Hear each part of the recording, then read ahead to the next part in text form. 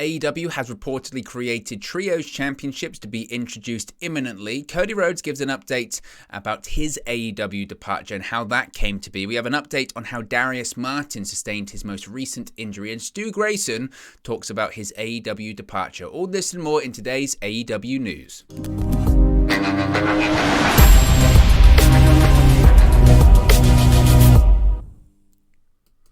Hey guys, welcome back to Wrestling News 365. Hope everyone is doing very well. As always, there are plenty of news stories to get into in the world of All Elite Wrestling. So let's start off talking about Trios Championships. Yes, the six-man tag team championships are coming to AEW very soon. We knew this anyway. This has been a thing that's been widely spoken about, discussed. Tony Khan's actually answered questions on it quite a few times on those media calls before certain pay-per-views. And it looks to be that AEW has actually created the title bout, so they could be coming a lot sooner than maybe people had thought. Now, of course, with several hot six-man tag teams, trios as they're called, in AEW as part of the roster, such as the Blackpool Combat Club, the Undisputed Elite, the Young Bucks and Kenny Omega, Jurassic Express, technically, right? Death Triangle, the list can go on and on of several great trios groups that they have. It makes sense that AEW would want to elevate the groups as champions. Now, according to a new report from the Wrestling Observer newsletter, which comes from Dave Meltzer, which means he's spoken to Tony Khan about it. If the Wrestling Observer newsletter, Dave Meltzer is talking about AEW, he is 99.9% spot on when it comes to that company because he's very good friends with Tony Khan. Now, he might not be spot on about WWE or Impact Wrestling or other promotions. When it comes to AEW, if he's put out a report, one, it means he's spoken to Tony Khan. Two, he's probably run the report past Tony Khan as well, as if to say, can I put this out there? So, according to the Wrestling Observer newsletter, the Trios Championships may become a reality sooner rather than later. Now, Trios titles have indeed been created for All Elite Wrestling. So now it's only a matter of time of when Tony Khan wants to introduce them. Now, the tournament to decide the inaugural Trios Champions is actually currently being held off because Tony Khan wants Kenny Omega and the Young Bucks to be a part of it. Of course, Kenny Omega's been sidelined for months since Full Gear last year with a long list of injuries that he was working through. He's currently recovering from knee surgery. Omega was reportedly set to undergo surgery at the end of March to repair a sports hernia, with that recovery expected to be taking around 2 months. He's also working on the AEW console video game, which is set to be launched later this year as well. So he's very, very busy. As I mentioned before, I think it was in, I want to say, the pre-AEW Revolution media call or something of that nature. He probably asked after the show as well about Trios Championships, and he said, look, it's an idea we spoke about. I'll be completely honest, I want Kenny Omega to be part of it. And that's the situation there. So it's a case of sooner rather than later. So once they've been created, once Kenny Omega's back, we'll probably get Trios Championships. Now, who do I think the first champion would be? There are a lot of really, really, really good trios in there. Frankly, I guess it's somewhat surprising it's taken this long to actually get to the point where they are going to be creating Trios Championships. I would assume it's literally just because there have been delays in terms of, obviously, the pandemic. And then, because even the TNT Championship, which they created, they had the idea of creating it prior to the pandemic. Pandemic hit, and then that championship, it wasn't ready for ages. Cody Rhodes, the first champion, had the silver-plated, non-finished version of the TNT Championship. So, Trios Championships, I'm sure there were plans to maybe introduce them just before the pandemic hit, because remember, you had that feud between, it was Jurassic Express and Death Triangle, and it felt like, especially with maybe Best Friends being involved as well, it felt like they were moving towards that direction. Then, like many things, because of the pandemic, plans changed and they went in a different direction. But now, arguably, the Trios division in AEW is far, far, far stronger than it was back then with some of those trios that I mentioned before. Blackpool Combat Club, Undisputed Elite, The Elite, Jurassic Express, Death Triangle, the list can go on and on. So, obviously, I think it's a good thing. I think it's also something that can differentiate themselves from WWE and other promotions that don't have that. I do know other promotions did have it. Ring of Honor did have it, which of course is now owned by Tony Khan. So it'll be interesting to see if he persists with those championships in Ring of Honor as well. But as always, like anyone, which I am, I'm a big bout fan. I'm fascinated to see what they look like because AEW's track record of championships, the World Championship is a fantastic looking title. The TNT Championship, I like. My favorite version of the TNT Championship is actually the Miro version with the white strap. I really enjoyed that. The Women's Championship, they've got to the point now where it looks good, but for the first couple, it really didn't look good, so you never know. You never know. One thing's for sure, it probably isn't going to look like a WWE Championship bout where it just has the company letters on it. But we'll have to wait and see. So it's an interesting story nevertheless. And of course, once the official announcement is made about Trios Championships, we'll talk about it here on the channel.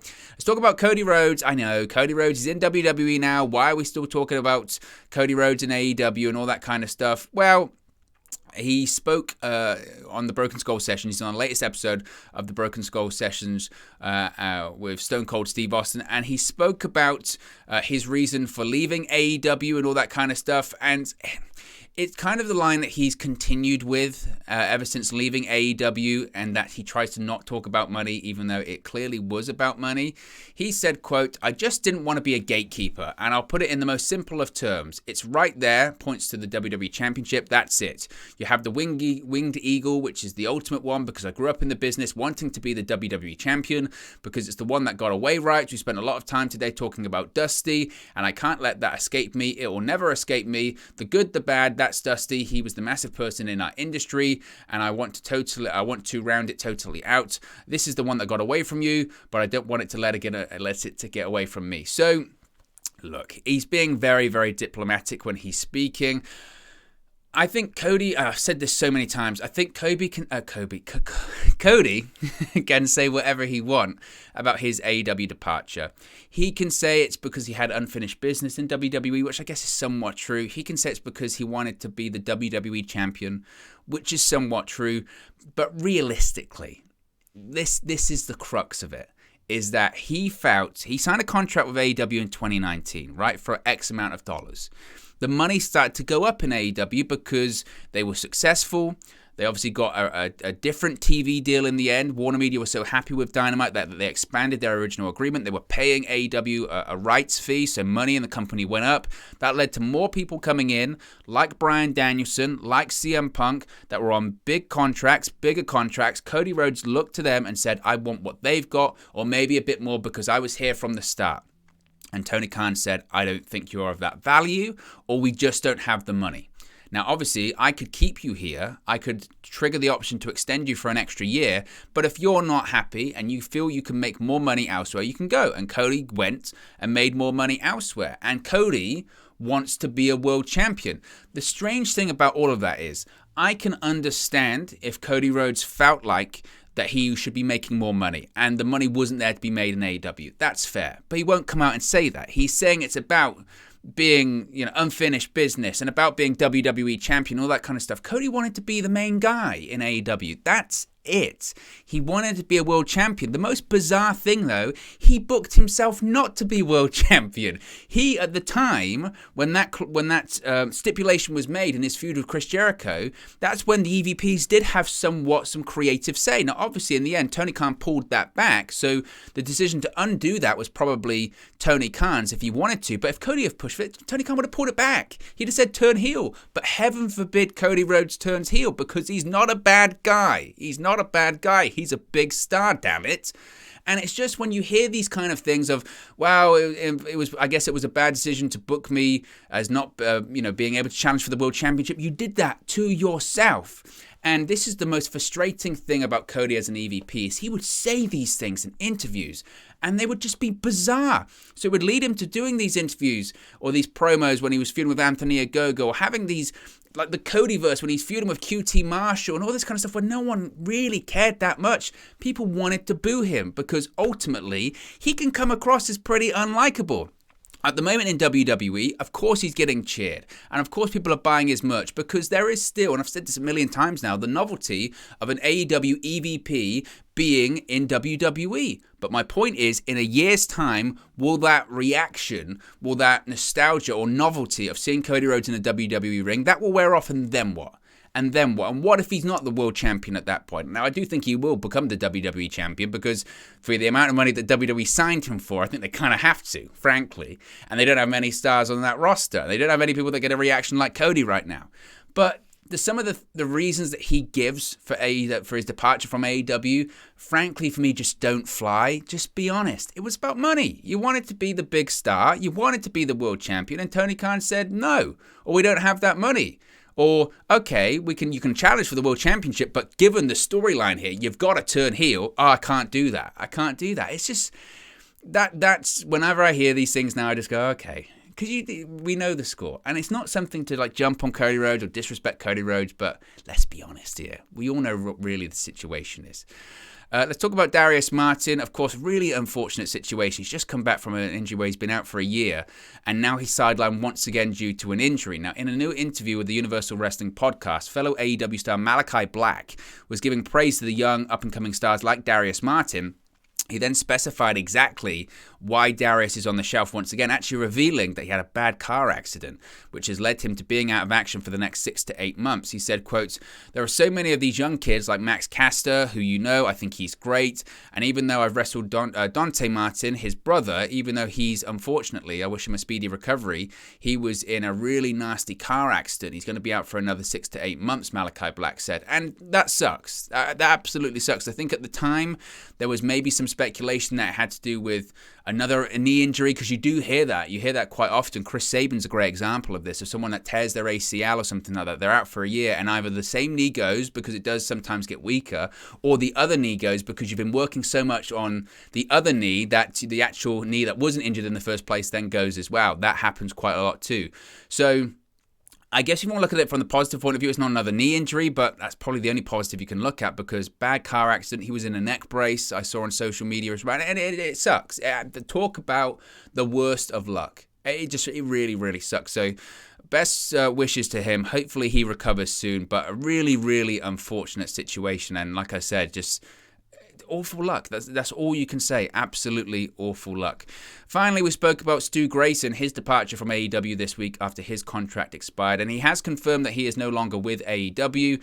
Of course, Grayson's profile was removed from the official AEW website roster earlier this week, which led to a lot of speculation about his status. It was then reported that word going around was that his contract had expired and the two sides failed to come to terms on a new deal. In an update, he took to Twitter this week and revealed that his contract expired on Saturday, April 30th. He sent his well wishes to everyone in AEW and gave a special shout out to the Dark Order. He said, quote, update on April 30th, my contract with AEW expired. Best of luck to everyone working for AEW, our great production and medical team, and of course every man and woman who steps into the ring. And to my Dark Order family, I hope the world will soon see what you are truly capable of. Now, Evil Uno, of course Stu Grayson's tag team partner, also commented on this. He said, quote, Stu Grayson is one of the best performers in the world. Whatever he does next, Evil Uno knows he will continue to be one of the best. So I spoke about this more in depth earlier this week on the channel, so if you want to check that out, the video's there. It's going to be par for the course with AEW. There are so many talents on that roster that they struggle to get on AEW Dark. They struggle to get on Dark Elevation, let alone Rampage or Dynamite. That is premier prime real estate, and AEW has been building up their roster for 3 years, and because of their policy of not really releasing anyone early, they honor their contracts. There's going to be a mass exodus, sort of once a year, twice a year, or just going forward now, because that's how it works. And you never know. Stu Grayson, I'm sure he'll do fine on the independent scene, or he might go elsewhere and he might do really well, and then maybe he'll come back to AEW. But unfortunately, this is just what's going to happen. And AEW is a young company, and we haven't really had to, experience it that much anymore. WWE's always been the big bad wolf that releases people, lets people go, but this is part of the cycle of pro wrestling, unfortunately. So he won't be the last, certainly, and we wish him nothing but the best in the future. But anyway, guys, let me know your thoughts on today's AEW news stories in the comment section below. Be sure to like and subscribe to Wrestling News 365, and I'll speak for you again very, very soon. Hey guys, thank you for watching, listening, streaming, or however you come across this video today. Be sure to click on the video on the right there to watch our next video, or click the bottom there to subscribe, or the bottom right hand corner. Thank you very much, and I'll speak to you again very soon.